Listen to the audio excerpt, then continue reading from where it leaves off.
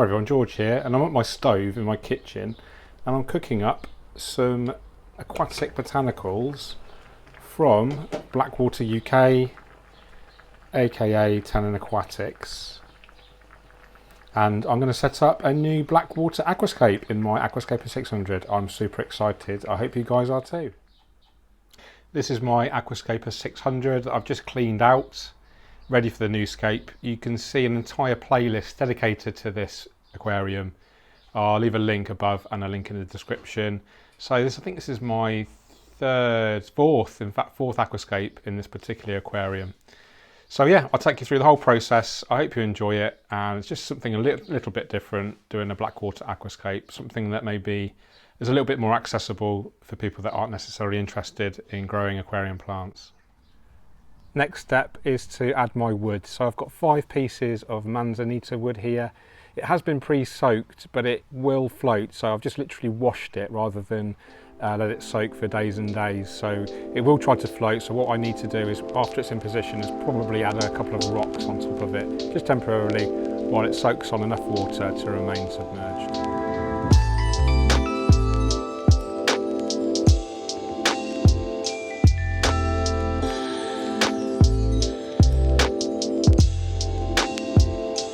Next step is to put in our thin layer of white sand. Now this is a South American themed biotope, and I say theme because it's not going to be a strict biotope. For instance, the wood doesn't come from South America, it comes from North America in fact. But we have got some South American botanicals, which I'll show you later.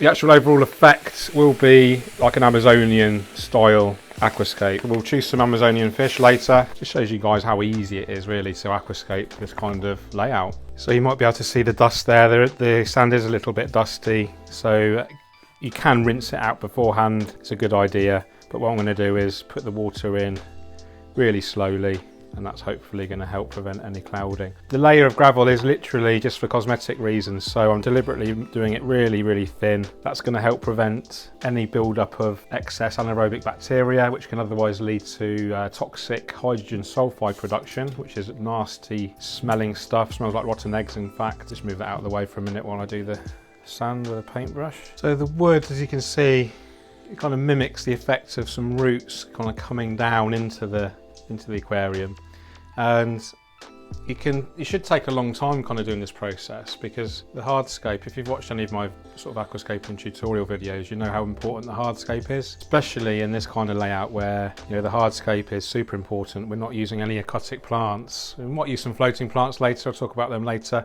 but the overall aesthetic is determined by pretty much purely by the hardscape, so it's important, really important to get this right now. And it's always good to do it dry so you don't make too much of a mess. That looks awful.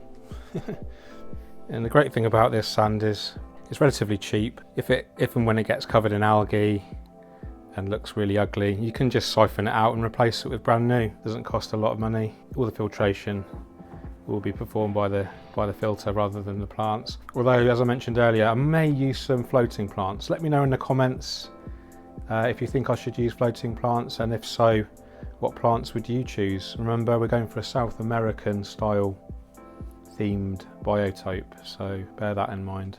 Always interested to know your thoughts. Okay, next step is to put our aquatic botanicals in, and you may have seen at the beginning of the video I was cooking them up in a pan in the kitchen. So I've got to give a shout out to my beautiful fiancée Emma for letting me use our home kind of cooking equipment to prepare these things. And the reason for kind of boiling them up in a pan is to allow them to sink straight away. Now that not only lets them sink, but it also releases a load of these tannins into the water that you're cooking. We can use this water to tint our aquarium right from the start, and it's going to give us this beautiful kind of black water effect that we're after. So that's what we'll do now. So I've put the botanicals in some more water, so I've diluted the kind of liquor that was the cooking juices, if you like, and I've put them in a bigger bucket of water down here just to make sure they all sink, and they all do. So I'm going to put these almost randomly around the substrate, and this just adds a really lovely visual element to the aquascape. And the botanicals, as they decompose, they acidify the water, they release more tannins into the water, which create this more deeper kind of tint effect, which is really desirable for this kind of Amazonian theme that we're going for. I'll leave a list of the botanicals that I'm using in the description. So if you wanted to kind of mimic this layout at home, you know exactly what products I'm using. Just want to give a quick shout out to Scott Fellman and James Sheen from Tannin Aquatics. And James Sheen is like the UK representative. I've worked with them quite closely over the last 2 to 3 years. And yeah, I think the Blackwater kind of biotope scene is getting more popular, and it's really cool to be part of it. I would just like to use kind of these aquascaping principles in this style of layout, and it's just something a bit different and relatively easy to replicate. You know, not everyone has the budget or the time to maintain and afford a high-end planted tank. So hopefully this kind of shows you guys how you can create something, you know, still visually appealing yet budget friendly, and perhaps more importantly, it's a really great environment for your fish. So, you know, Biotope's all about trying to recreate this natural habitat, you know, the sort of similar water chemistry, similar decor, and that hopefully will promote natural behaviour in your fish, and you'll be rewarded with a fascinating aquarium. So guys, guess what the next question I'm going to ask is? What's that, George? Well, obviously, what fish would you put in here? So, South American, like I said, Amazonian. Good thinking of a few classics straight off the bat, but I'll let you have a think and let me know in the comments below what you'd stock in here. So just a reminder, it's an Aquascaper 600, 108 litres or about 27 US gallons. So, you know, obviously it's got to be appropriately sized.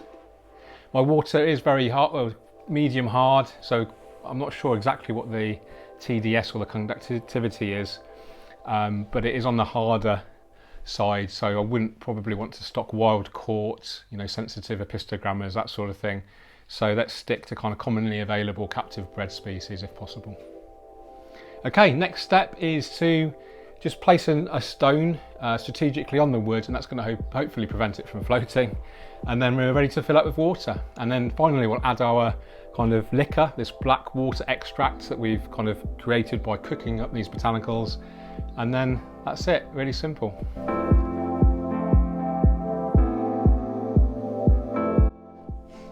Okay, we've filled the majority of the aquarium up with treated dechlorinated tap water.